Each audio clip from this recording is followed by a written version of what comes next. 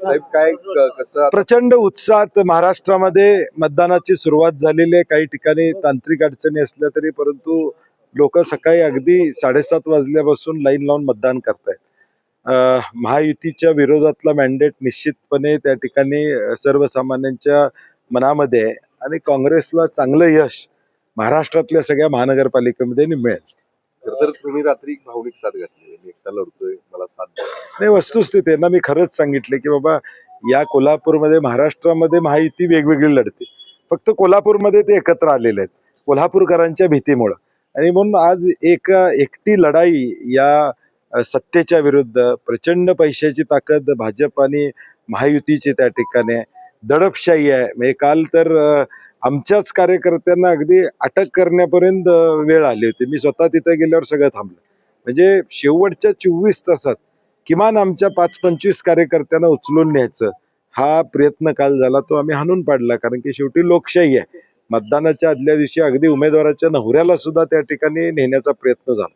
आणि म्हणून या दडपशाहीतून कोल्हापूरकर उत्तर देतील आणि माझ्यावर विश्वास टाकतील अशी मला खात्री आहे. हे सगळं सत्ता असताना हे सगळं करण्याची का वेळ आली? नाही, मी तेच म्हणतो ना, एवढी सत्ता आहे तुम्हाला, तुम्ही एवढं चांगलं काम केलं असशीला तर हे दडपशाहीचं राजकारण करू नका ना. पावड्यातल्या एका मतदान केंद्रावर तासभर मतदान मशीन बंद होते, 2 मशीन बदलावे लागलेले आहेत, अशी परिस्थिती सध्या दिसते.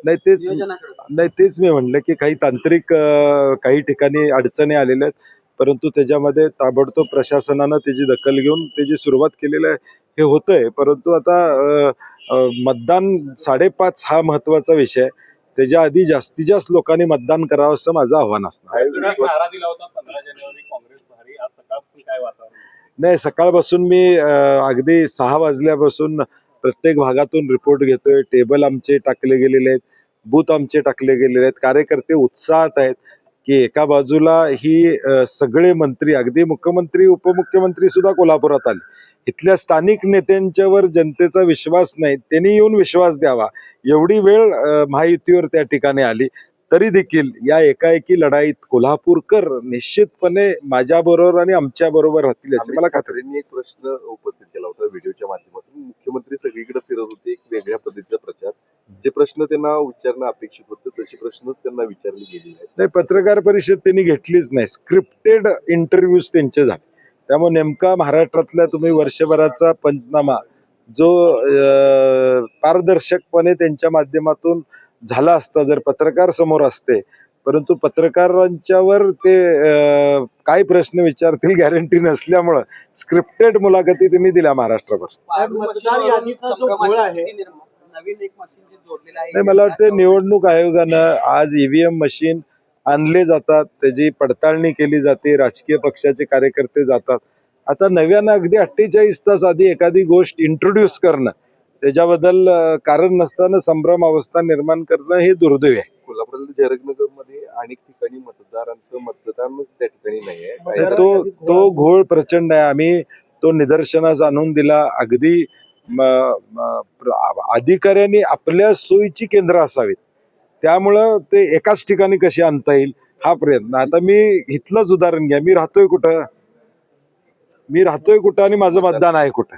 म्हणजे मी राहतोय कसबावाड्याच्या एका टोकाला आणि आता माझं मतदान आहे दुसऱ्या टोकाला. म्हणजे आज सामान्य माणसानं चालत इथपर्यंत याचं का? हे मला वाटते पूर्ण नियोजन प्रशासनानं आपल्या सोयीचं आपल्याला त्रास होऊ नये अशा पद्धतीने केलेलं दिसतं. सर्वसामान्यांना फटका बसलाय, पण मंत्री आणि आमदारांना सुद्धा तो फटका बसलेला आहे. मुंबईमध्ये, नवी मुंबईमध्ये अनेक आमदारांची नावच नाही, त्यामुळे आता हे प्रकरण आता समोर यायला लागले तरी सुद्धा नाराजी व्यक्त केली. नाही, मग तेच म्हणतो ना की एवढी वर्ष निवडणूक आयोग मतदान घेतं, महाराष्ट्र शासन या सगळ्याला पैसे देतं, तुमचं अपडेट होणं गरजेचं आहे.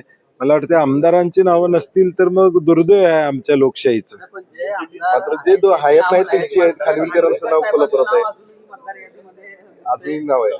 नाही, म्हणजे ही यादी किती दोषयुक्त आहे, दोषमुक्त नाही आहे, हे यावरून दिसून येते की मयत झालेले व्यक्तिमत्वाचं देखील नाव त्यामध्ये असणं. मला वाटतं निवडणूक आयोगाचं आता काय शेवटच्या 5:30 पर्यंत उमेदवार घरला जाऊ शकतोय, तरी बरं त्यांनी सांगितलं नाही की आणखीन काही नवीन सांगितलं नाही, रात्रभर सुद्धा फिरू शकतो म्हणून सांगितलं नाही. नशीब आमचं. मुख्यमंत्र्यांनी उपमुख्यमंत्री मात्र थेट तुमच्यावरती टीका करणं दोघांनी टाळलेलं आहे. कशा पद्धतीने या नाही, कारण ते आले होते तेवढ्यासाठीच ना, आले होते. मी मगाशी म्हणलं तसं कोल्हापुरातल्या स्थानिक भाजप, शिवसेना, राष्ट्रवादी नेत्यांची त्या ठिकाणी विश्वास कोल्हापूरकरांना देण्या एवढं या ठिकाणी विश्वास राहिलेला नाही, आणि म्हणून या दोघांना यावं लागलं की आम्ही आहोत त्यांच्या पाठीमागे सांगण्यासाठी. परंतु हे दोघं आले तरी कोल्हापूरकर सुद नाहीत, ते माझ्या बरोबर आणि काँग्रेस बरोबर या ठिकाणी राहतील ह्याचा मला विश्वास आहे. कोल्हापुरामध्ये मॅजिक महानगरपालिकेचं नाही, चांगलं यश मिळेल. म्हणजे तुम्हाला आता एक लक्षात आलं असेल, नगरपालिका नगरपंचायत म्हणजे 20-22% मतदान हे काँग्रेसला पडलं. या राज्यामध्ये विरोधी पक्षाची भूमिका कणखरपणे कोण मांडत असेल महायुतीच्या विरुद्ध, तर ते काँग्रेस मांडतं. हे लोकांच्या मध्ये आता सेट झालेलं आहे, आणि त्यामुळे यावेळी देखील आमचा मताचा टक्का वाढेल, नगरसेवकांचा आकडा देखील वाढलेला दिसेल. मॅजिक फिगर गाठणार नाही, माझे बहुमत, स्पष्ट बहुमत कोल्हापूरमध्ये 100% आम्हाला त्या ठिकाणी येणार. इचलकरंजीमध्ये आम्ही शाहू आघाडी म्हणून इचलकरंजीमध्ये लढलेलो आहोत. आम्हाला तिथं देखील विश्वास आहे, वातावरण तिथं देखील चांगलं आहे.